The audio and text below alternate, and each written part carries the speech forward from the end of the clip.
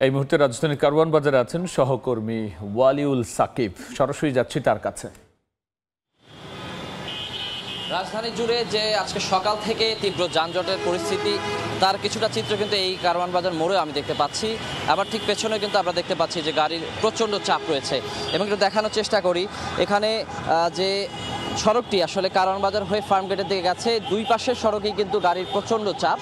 এবং আমরা দেখতে পাচ্ছি যে এক পাশের সিগন্যালটি মাত্র ছেড়েছে, তবে গাড়ির এত চাপ যে ধীর গতিতে গাড়ি এগোচ্ছে।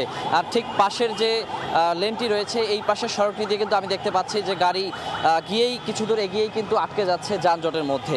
আর একটু জানিয়ে রাখি যে আজকে সকালে যে দুর্ঘটনাটি ঘটেছিল, তারপর থেকেই কিন্তু মেট্রো রেল চলাচল বন্ধ হয়ে যায়। প্রায় আড়াই ঘন্টা পুরো রুটেই কিন্তু মেট্রো রেল চলাচল বন্ধ থাকে। আর আমরা জানি যে আসলে প্রতিদিন গড়ে প্রায় 4 লাখ মানুষ কিন্তু এই মেট্রো রেল চলাচল করে থাকেন। তো তার একটি বড় প্রভাব কিন্তু এই সড়কে পড়েছে।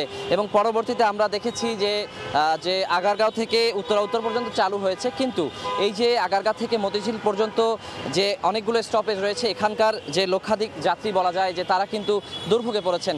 তো ঠিক যেমন মেট্রো রেলের যাত্রীরা দুর্ভোগে পড়ছিলেন, তারা যখন সড়ক ধরে তাদের গন্তব্যে যাওয়ার চেষ্টা করছিলেন, সে কারণে কিন্তু আমরা দেখেছি দুর্ভোগটি সড়কেও নেমে আসে। এবং সড়কে ঠিক সেই সকাল থেকে শুরু করে এখনও পর্যন্ত কিন্তু চাপ রয়েছে। এবং আমরা দেখতে পাচ্ছি যে যারা আইন শৃঙ্খলা, বিশেষ করে ট্রাফিক পুলিশ যারা এখানে রয়েছেন, যে ট্রাফিক নিয়ন্ত্রণের চেষ্টা করছেন, তারা কিন্তু সর্বাত্মক চেষ্টা করছেন। কিন্তু গাড়ির এতটা চাপ, এত বেশি মানুষ সড়কে আজকে নেমে এসেছেন, বিভিন্ন গাড়ি যানবাহন, আমরা কিন্তু দেখতে পাচ্ছি যে ভোগান্তির চিত্রের মধ্যে কিন্তু অ্যাম্বুলেন্সে চলাচলকারী রোগীরাও দুর্ভোগে পড়েছে। তো এসব কারণে এত গাড়ির চাপ নিয়ন্ত্রণ করতে হিমশিম খেতে হচ্ছে এই ট্রাফিক পুলিশ সদস্যদের। আর যারা যাত্রী রয়েছেন তারা কিন্তু তাদের দুর্ভোগের কথা বলেছেন যে তারা সীমাহীন দুর্ভোগে পড়েছেন। আমরা দেখেছি যে মিরপুর থেকে বাসে ওঠার পরে আসলে যে 2 ঘন্টা 3 ঘন্টা পেরিয়েও কিন্তু অনেকে কারওয়ান বাজার পার হতে পারেননি। অনেকে ফার্মগেট পর্যন্ত এসে যানজটের তীব্রতায় বিরক্ত হয়ে অনেকে কিন্তু পায়ে হেঁটে তাদের গন্তব্যে যাওয়ার চেষ্টা করছেন। এবং আমরা দেখছিলাম যে কিছু কিছু বাসে যাত্রীরা উঠে কিন্তু তারা ওখানে বসে আছে ঘন্টার পর ঘন্টা।